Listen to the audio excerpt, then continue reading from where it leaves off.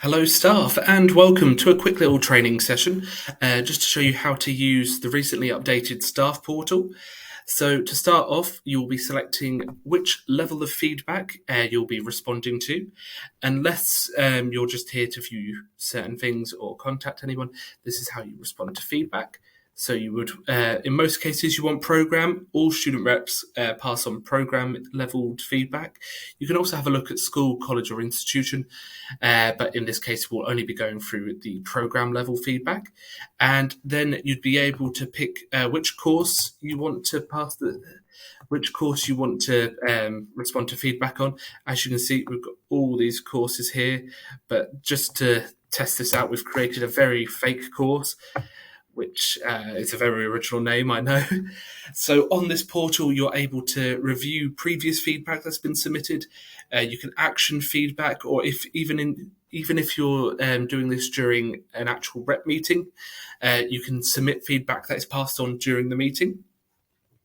You can also view the reps for your course over here. So, for example, on the Very Fake course, you've got myself at the bottom there, Adam Peakle, the Very Fake course. It will also tell you what stage they're on and if they're trained. Because this is only a tester course, we haven't ticked ourselves off as completed training, and we've only created one stage for this fake course. But then you've also got Stephanie Groves, who is also at the Union, who you may know as previously from my job, but she is the head of the voice team here at the Union.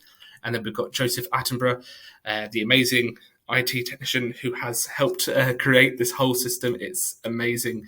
I recently went to it was kind of a conference of all these different unions, and hearing how much effort they have to put into doing rep feedback and getting feedback from lecturers and program leaders and all that, it just takes them up so much time, but this portal just makes everything so much easier. So to show you how this works, we'll go to actions and feedback. So this is some previous feedback that has been passed on to us previously.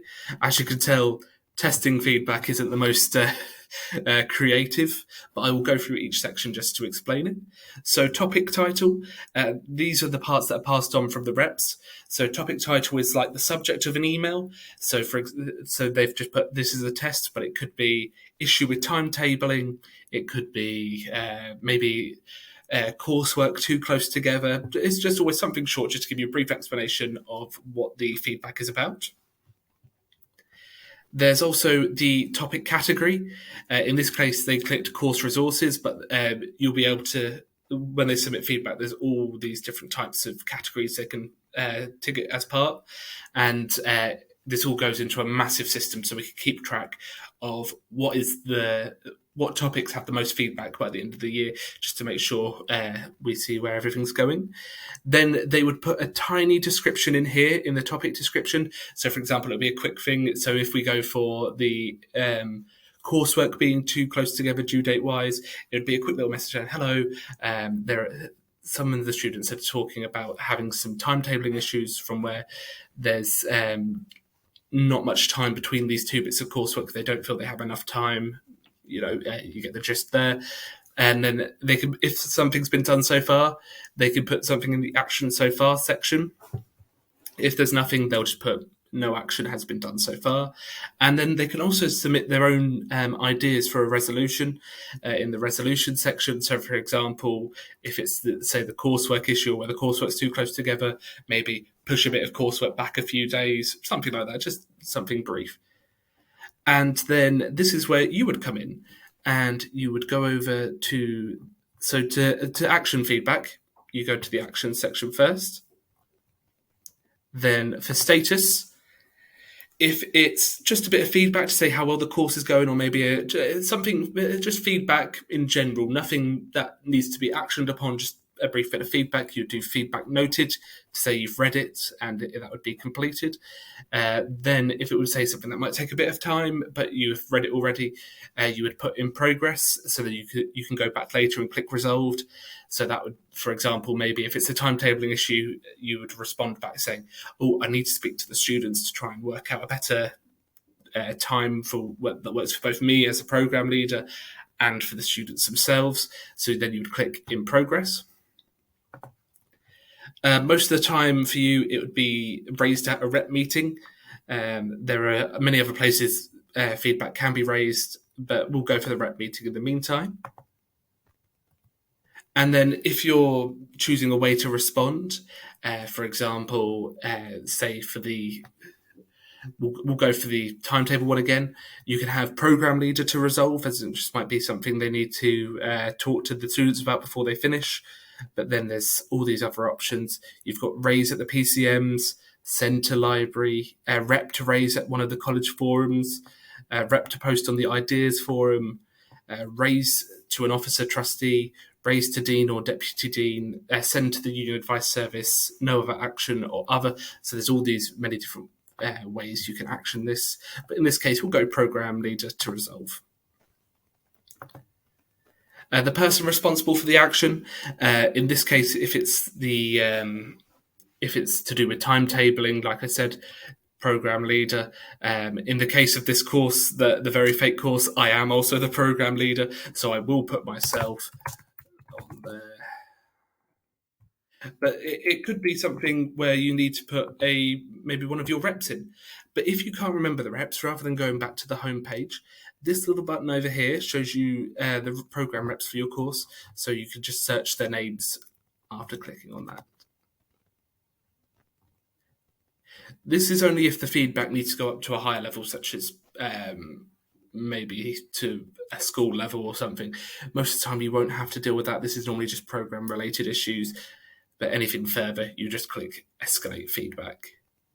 And then who is the person responsible for passing on the outcome to the students? So outcomes can be passed on by the program leader themselves, or if you want, you can get the reps to pass the feedback on, as they were the ones who originally submitted it. So again, I will put myself, even though I am both the rep and the program leader in this case. And then you can also add a comment on the end to pass, just as a little note, so they have a bit of feedback to pass on. It could be something simple. So this is from where I've just practiced. I've just trained the student reps. It saved one from my last one there.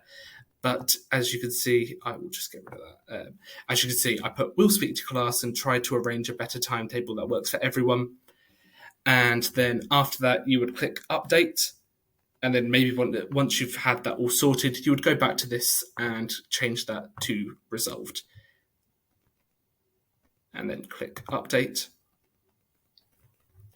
Now that's resolved. The reps who you put to pass on the feedback will get notification.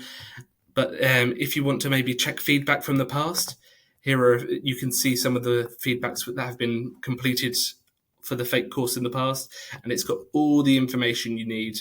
For example, the status to say it was resolved, sent for action, no, the little comments that have been passed on. So all the information of previous ones are there. You can also filter by stage. So if you want to see feedback from the past, you can choose which stage you want to go for. On this course, we only have stage 1, so I can't filter it by any other way. If you're in the middle of one of your rep meetings and one of the reps passes on feedback that hasn't been submitted to the portal yet, you can submit feedback yourself. It's pretty similar to how the reps can do it. It's, again, the level of feedback, most of the time, program. You'd put in which program it would be. So we will go for...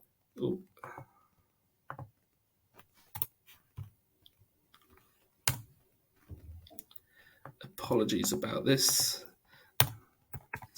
Type. For this one, I'd have to scroll by the look of it. This is a very fake course, but everything's in alphabetical order. And then, again, it's just like an email. The subject would be in the topic title. You choose from one of our many categories. You put a little topic description there, say what the issue is.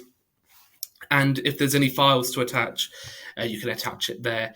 And I couldn't show you on the training there, but when a rep has attached a file, you will see a very big paperclip to say something has been attached. And then you just click submit over here, and that will be added to the portal. Again, you can view the reps for your course on this section.